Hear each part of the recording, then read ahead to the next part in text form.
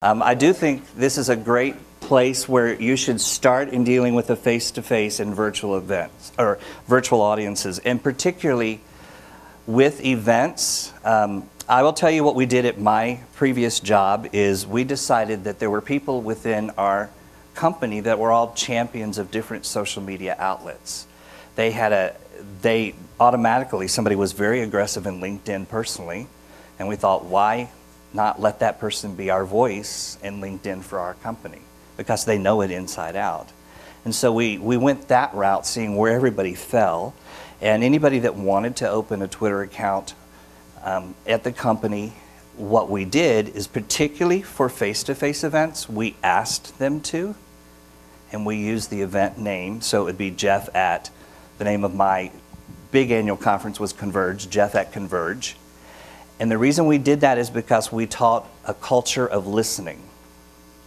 And we empowered every employee to listen to attendees weeks before the event, during the event on site, so that they could respond immediately to any needs, such as Room C is having problems with AV.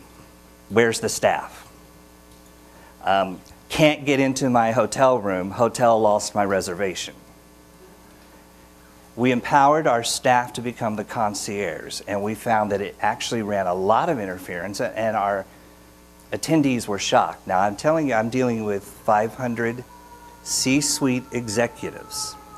My boss didn't think it would work. My boss said we were crazy. We found out at the end of the event, 87% of our executives were using Twitter to talk to us during the event. It was very impressive to us.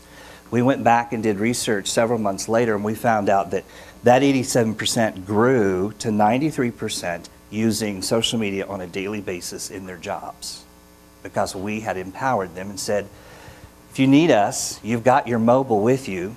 My audience was bringing their laptops with them because they were doing work during the event. They weren't taking notes, they were working. So we just turned it on them and said, use your laptop to talk to us during the event. And they did. So while my audience was face-to-face, it was also, they were using something virtual to communicate with us. Let's talk more about face-to-face. Somebody said, do you remember? You don't remember right off, do you? Any of these? Searching for the right balance and satisfying the needs of face-to-face and virtual audiences. That's a great question. Let's talk a little bit about that. Who's got an experience? I'm over here. The right balance of face-to-face and virtual audiences. I think it's a very good question. I just saw one thing today. I was looking at the feed, the Ustream feed, and I noticed it really was dark and miserable. So why wouldn't we be lighting that a little better and make a better experience? It's like these simple things that we're not looking at. So. You're absolutely correct, and that's one of the things that we've struggled with. We're dealing with a venue that's used to doing social media events that's not used to dealing with meeting professionals. And so it's been challenging for all of us. It's been very organic for us, and we were running around trying to find lights to put in there. We found lamps. Then we ran out of plugs. It's very true. But that's a great point. You want to make sure the room is well lit. And how many attendees virtually have been saying, can you turn the lights on? And we're like, they're on. But that's a very good point. As an unconference and as volunteers, something we've taken note of, that, okay, somebody's got to bring some more lights to put on these people in this type of environment. Marianne. I mean, since I've been in the webcasting space for many years, but it's basically what I do with my clients. I have to advocate for the remote attendee. Okay, what's happening in a ballroom or in a session room is not dynamic on the web. Right. It's like kissing through the straw. If you don't have lights, you're not allowed to do video, as far as I'm concerned. Of course, I'm the boss. But it's also, how do you create the experience, and this is, I think, some of the questions here. A live event theater, if you go back to Marshall McLuhan, that's a hot, hot event. You go to the movies, they turn off the lights, it's this global village, you're going to pay attention. There's a fourth wall and you're being spoken to. Webcasting or virtual events is as colder than, you know, Siberia. So how can you create the experience for the remote attendee, and I don't want to say virtual attendee because they exist. how can you create for that medium to get that engagement level up that has some way even replicates or even enhances what you would get on site? I mean, you have to think. Do you have some best practices you want to share? I think the best thing is compelling content. That's the first thing, the compelling content. Make it as interactive as possible. Make it also, I believe that the attendee, whether it's a live attendee, the remote attendee, wants to shape their experience. So give them white papers, to have them look up things, ask their opinion, always ask their opinion. The younger the generation, you must ask their opinion. Have them engage, because if someone walks into my office and I'm looking at a webinar, unless I'm really engaged in it and I'm using all the senses and, you know, really being interactive, I'm going to get off it, or I'm going to be doing my expense report while I'm doing it. So it's really shaping that experience for the medium. It's a really creative question for you to ask your internal clients. Here's my, Jim, and we'll come back to you, Pat, since he wants to add on to that. Yeah, just one add-on to that about the content is you got to be really careful not to stay off point and go off point and off topic, which happens all the time, which has been happening in these sessions, which is fine when you're in the room, but it's not fine when you have an expectation digitally, and then all of a sudden the conversation goes to a different point. Interesting, yeah, but you're going to lose that remote audience immediately. Okay, so to Jim's point here, you need to find speakers that are good facilitators, that when the comment does the rabbit trail, they can park it and bring the conversation back and say, we'll talk about this in a minute. I'll put you in small groups and give you 5 minutes to talk about this while I turn and talk to my remote audience. So there's the way to do it. And what I would do when I was doing live streaming, I worked with the speakers. I hand-selected the speakers that were going to be doing content, presentations.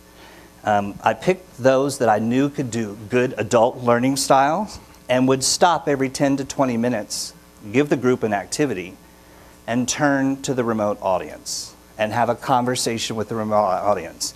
I've seen this done with a webcam. I've seen it done at ASAE in a room of 200 people where the presenter was using a webcam hooked to the internet to live stream his presentation. He stopped the group 20 minutes in. They were doing a small activity. You could hear the buzz. And he turned and he got real close to the webcam in this very light voice and talked to the virtual audience. What do you think as a virtual attendee I felt like? Special. Jeff DeCania. But what a great, simple thing to do. And you have to coach some speakers. You have to help them along. But there's a great way to reach that virtual remote. I like I'm going to have to change my language. I think virtual is still real life. Web attendee remote. So, but that's a really easy and simple thing. What we did here that you don't know about, when you go back and watch the recordings later, you'll see. What we did here is after some of the speakers, after each of their sessions, Mike McCallan grabbed them and went in front of the camera and had a conversation with the virtual audience with that speaker one-on-one. And you had no clue that was going on. That was what we did to engage that virtual audience. So, and then what we were also doing is watching some of the questions, and if a question didn't get answered, we had Mike, and then we also had Emily, she did it as well, and asked the presenter that question in an interview type thing for the virtual audience, and they're looking right in the camera, just like a host would, or a TV anchor. There's another thing, if you can find speakers that have that skill set of being in front of a camera and talking and engaging an audience, that's a definite plus for you. And that's a whole different skill set to talk to a camera like a TV reporter would. When you do that, what is the attention span of the remote viewer? They're not going to be sitting here all day long, I assume. The attention span of the remote viewer, how do you keep?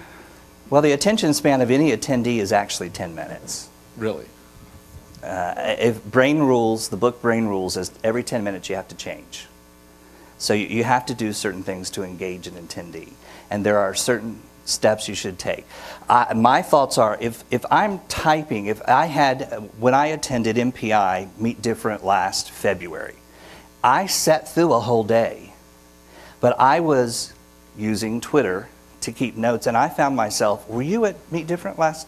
I actually met several of the people that are here through that event through Twitter, texting with them. You were not remote then. You were. I was remote. I was at my remote. home. You stayed at home, and you actually paid And attention. well, this was in February before it was free.